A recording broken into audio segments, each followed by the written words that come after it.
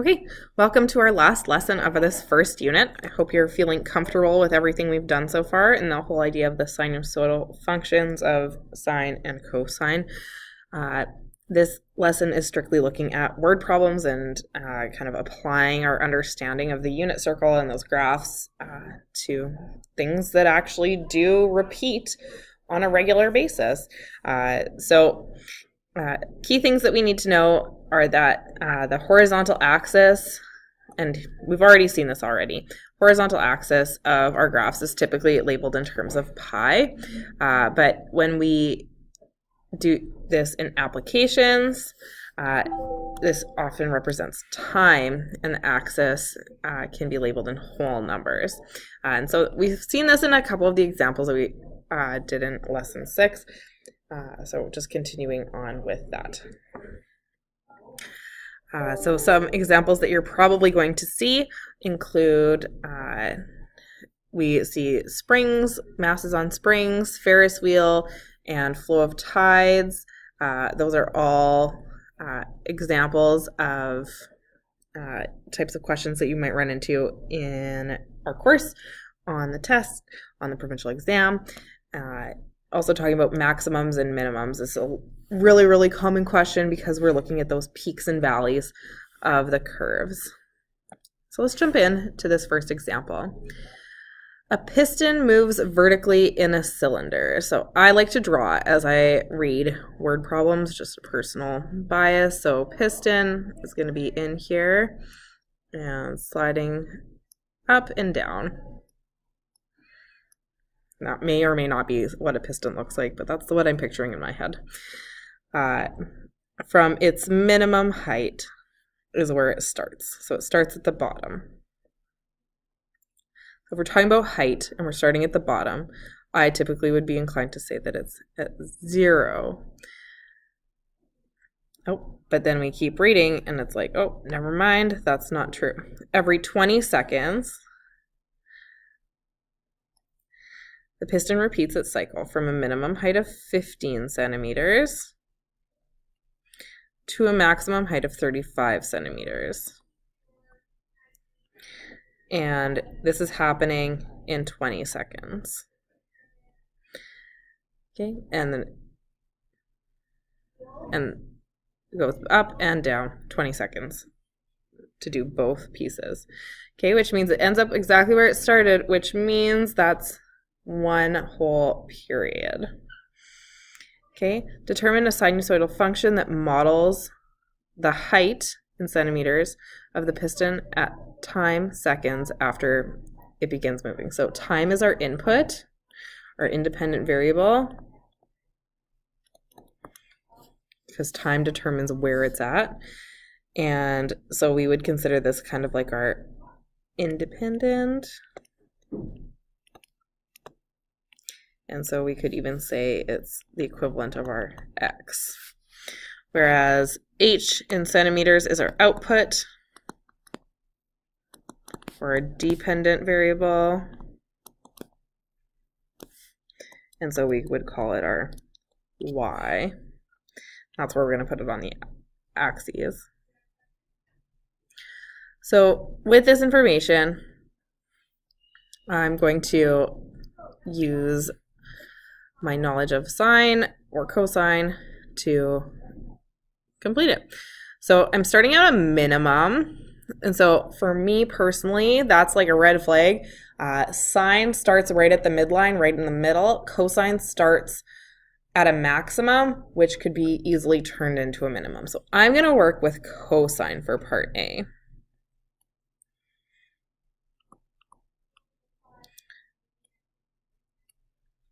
Okay, my minimum value is 15. My maximum is 35. And so my A value, and I'm just going to work over here, A is going to be halfway between that. So, or the average, 35 plus 15 divided by 2, and that would get me 25. So 25 is what's getting put in here. And because, again, I want that minimum instead of a maximum for cos, I'm going to make that negative. I'm going to spread this out just so it's easier to read. Negative 25 sorry, not 25. This is D. A is the difference between D and my maximum or D and my minimum. This is going to be 10 cosine. Now, typically, my period is pi, or 2 pi. My B value is 1.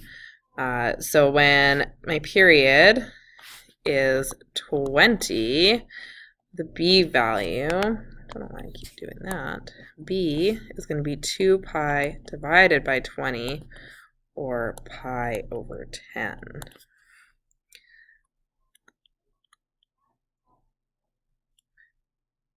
X. And then my D value I already determined. We said it was 25. I just misnamed it A. So when I go to draw this on my graph, and it says use technology actually.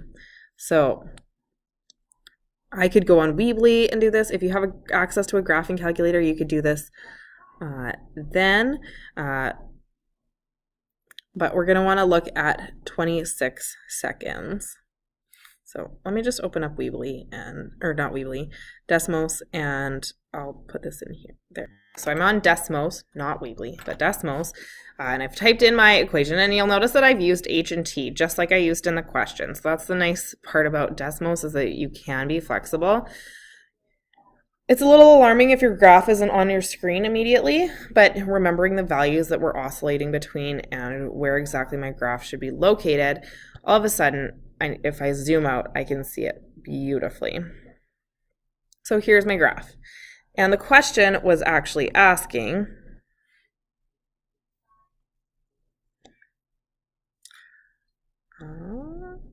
it's not loading, but I believe it was asking for 26 seconds. Where is our height, or where is the piston at 26 seconds? So I might zoom in actually on my graph, try and know where that is. And now what's nice is you'll see that the numbers actually still stay at the bottom of my screen. Oh, you can't see that. If you can see it for my vertical axis, and it's at the bottom of my screen as well. I can see where 26 is, so I can keep following the line, and this is 26 right here, until I get to that value. And if I click on it, I'll use my finger, I try and slide it around until I get exactly 26. I'm getting about 28. So if I had to estimate, I would say it's 28. If you wanted to really be sure, you could type in T equals 26. And then we could zoom out again. Oh, you know what? It's not letting us do that, so never mind. But I can find 26 on here, no problem, and find my value from there. Zooming in. If you are using a graphing calculator, you can type in T equals 26 and find the intercept. You can also just search for a specific X value and it'll tell you the Y value. So all of those are perfectly viable options. But there it is, right there, at about 26 and 28. So that would be my answer. This is here in case you wanted to sketch it as well. It says to the nearest centimeter. That's why I'm not going to be too worried about those decimal places. When I answer part B, oops, when I say that at T equals 26 seconds, the height of the piston, H, would be approximately 28 centimeters. And making sure that I include those units always when I'm doing word problems is really helpful. So example 2, we're looking at a slightly different type of question. Following data shows the predicted tide heights every 2 hours starting at midnight, which is, we sometimes think of as like 100 hours if we're going by military time. So that's what we're seeing. 000. Okay. This is in St. Andrews, PEI on March 9th, 2011. So it's a little bit old, but tides are pretty predictable, and this set of data would show up on a certain day of the year, even probably this year. So part A says graph the data, then write an equation of a sinusoidal function that models the data. So this one's a little trickier because we're going to be going from points, not from a predictable like set of numbers per se. So at 0, 0, we're at about 4.6. Now I'm going to go through and say, okay, well, what's my maximum? I missed a bracket there. Maximum for my y value looks like it is 6.5. I'm going to go up to 7. Would be my plan. So, or maybe even put a 6 here. 3. That doesn't look like it's split in half. Okay, and this is sometimes the most challenging part, is just dividing your axes appropriately. Okay, so if that's 7 on, and I'm going to call it my height, so I'm still going to use h instead of y. And this is going to be time, so I'm going to use t again. And I'm going to have to go up to 22 here. So I'm not too worried about running out of room. So I'm just probably going to draw in my lines. 5, 6, 7, 8, 10, 11, 12, 13, 14, 15, 16, 17, 18, 19, 20, 21, 22. And there you go. So I'm just going to label 20 there. Now, you should have at least one value on your other axes, your negative axes, even though you're technically not using them. Because they exist, we should put something there. And it also acknowledges that this is 0. Okay, so graphing now. I can do that. You can do that. If you just want to pause the video, I'm going to pause right here and do it without having to wait for me. Okay, so once you've roughly plotted your points, and again, noticing, oops, this point shouldn't be there, but right here at 0, you can roughly sketch-ish where the curve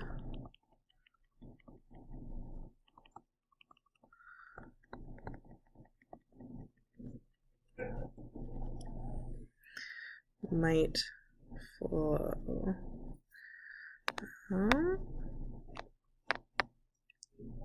Oops. Here, let's put that back. 16 and 5.8. Roughly here. Okay. This one might go up a little higher before coming back down. That looks better. There we go. Okay, so that's roughly our curve. So you can go from a maximum or a minimum. I'd probably go from my minimums here just because I feel like they're maybe a little bit better defined. So we've got right here is a minimum, and here is a minimum. So that's at 9 and 21. So I'm going to try and write an equation based on this curve. So my minimum looks like it's at maybe like, even like 0.8 maybe. The maximum is around 6.5, like we said. Okay, so I've got some good data points to work with. Now I just need to develop my A value, my B value, C, D, and go from there. So D should be halfway between 0.8 and 6.5. So I'm going to use my handy dandy like averaging formula for that. 6.5 plus 0.8 divided by 2. 3.65. So I can sketch in that midline-ish happening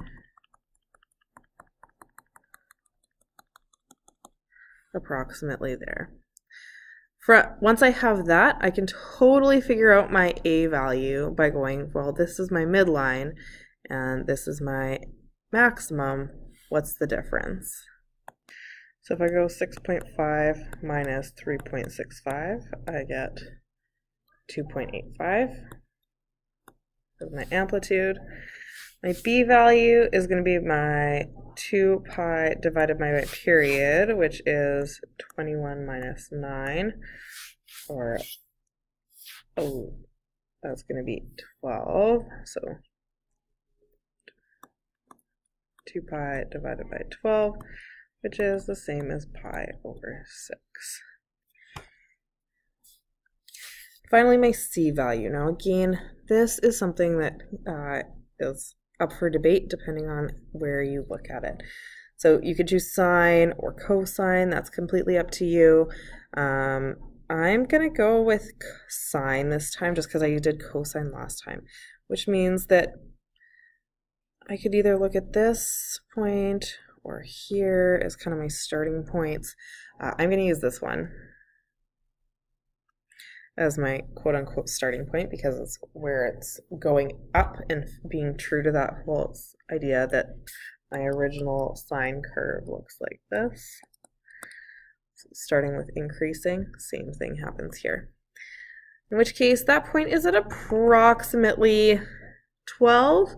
So that's what I'm going to say my value is for C, 12. So I get one nice point in all of this. So taking all of these values and my original y equals sine, but I'm going to use matching variables to my graph. So h equals 2.85 sine pi over 6. And remember that b gets written outside of these brackets. And then it's t minus 12 because we always do opposites for that one. And then plus 3.65. And that would be my equation.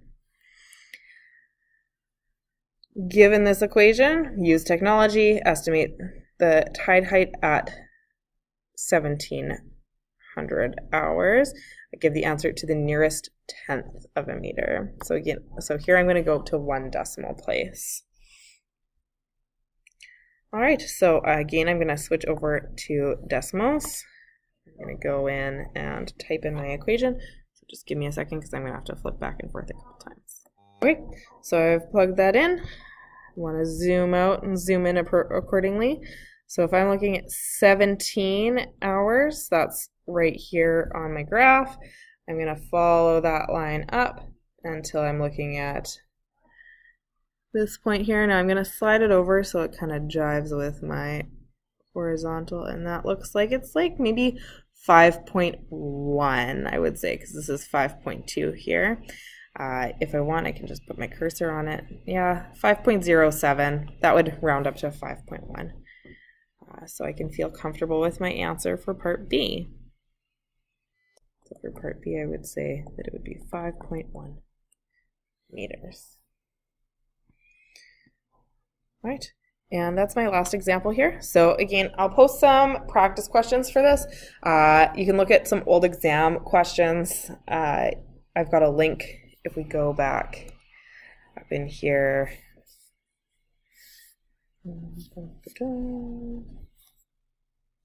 To the general info, if you go to links, you'll see we've got access to old exams to practice. If you go there, you can find lots of word problems, but I'll try and find a couple worksheets that let you use your skills from this lesson as well. And then you've got that assignment. And again, once you're done this, you should be feeling pretty comfortable with everything, and we should be feeling pretty ready to actually write our unit test. So you can coordinate that with your teacher contact at your school. I will be sending them a link so that they have access to the test. They'll administer it. They can make arrangements in terms of like having someone supervise you and all that jazz. But you'll be talking to them directly. So that's usually the student services person that signed you up for this course in the first place that you'll be talking to. And if you're not sure who that is, just send me an email and we can chat and I'll let you know who you should be talking to. But otherwise, hope that made sense. Again, always send questions if you're not sure about something, and good luck on your test.